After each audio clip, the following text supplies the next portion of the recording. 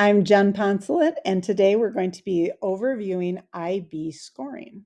Our learning target is I can explain IB scoring to students and parents, and I can find the resources I need when I have questions about IB scoring. We moved to IB scoring from on a 0 to 8 scale instead of letter grades and percentages 2 years ago. And we have a number of reasons for our why we're doing this. IB scores can be very accurate based on learning, not on other factors like compliance or behavior. And these scores can be very consistent. Teachers, students, and parents should be able to understand exactly how students will be assessed if we're communicating well. And these scores can be meaningful. Students can see not just what they can do, but what they need to do in order to get to the next level. And these scores can help identify areas of strength and areas for growth for students. Now, I've included in the Canvas course a great overview video. This is one that Matt made last year.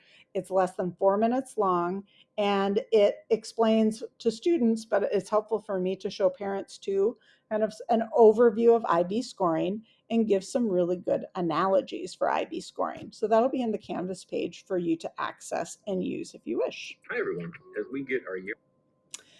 Now, a reminder that in each of our subject areas, we have 4 criteria.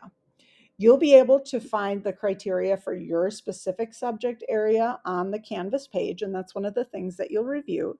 But remember that as an overview, most of us in our subject area, that criterion A focuses on acquiring relevant knowledge, understanding, and skills. So a lot of us will start with that criterion A in our classes. B goes into developing skills, going into deeper ways of knowing and understanding. And criterion C uses knowledge to produce work and to communicate. And finally, that criterion D often focuses on evaluating, reflecting, and putting learning into a real world context.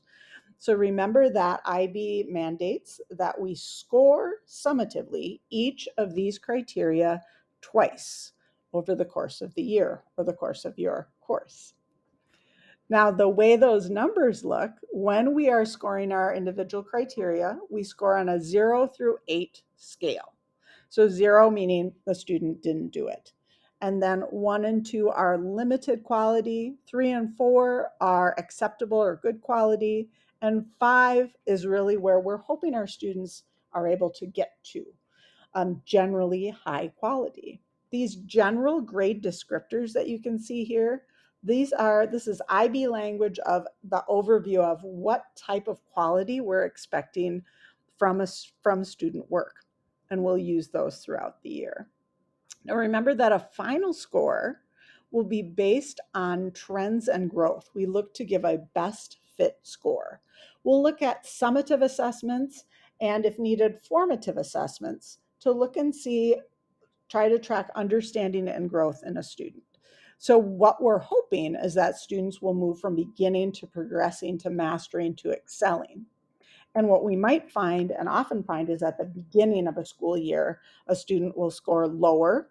Many students, especially in those beginning formatives, will be down on the lower end. And our goal is that throughout the year they grow and that their understanding grows to a higher level score. And so we don't look at an average. We don't average the scores at the end.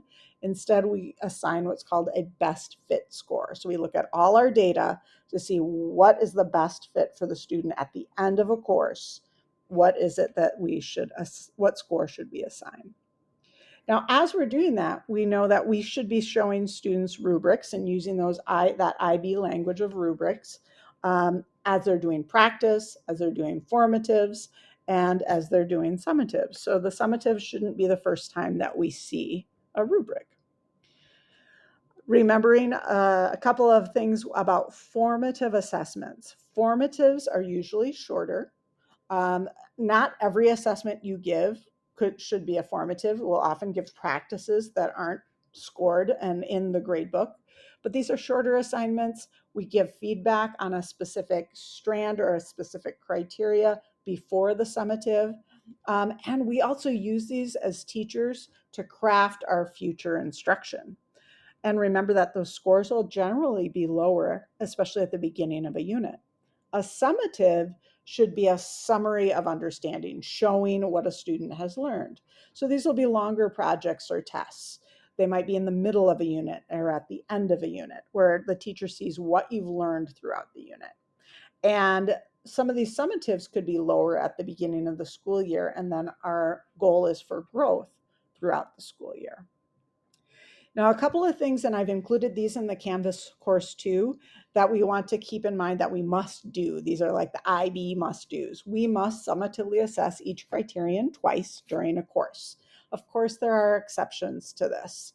But if that happens, then, or if you have concerns about that, make sure you talk to me. We should formatively assess before we summatively assess. So we shouldn't just give it like a pop test or something like that.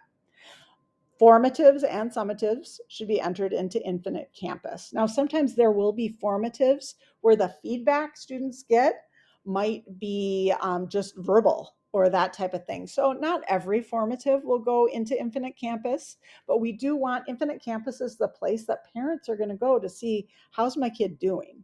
So, we do want to have formatives in there and especially summatives.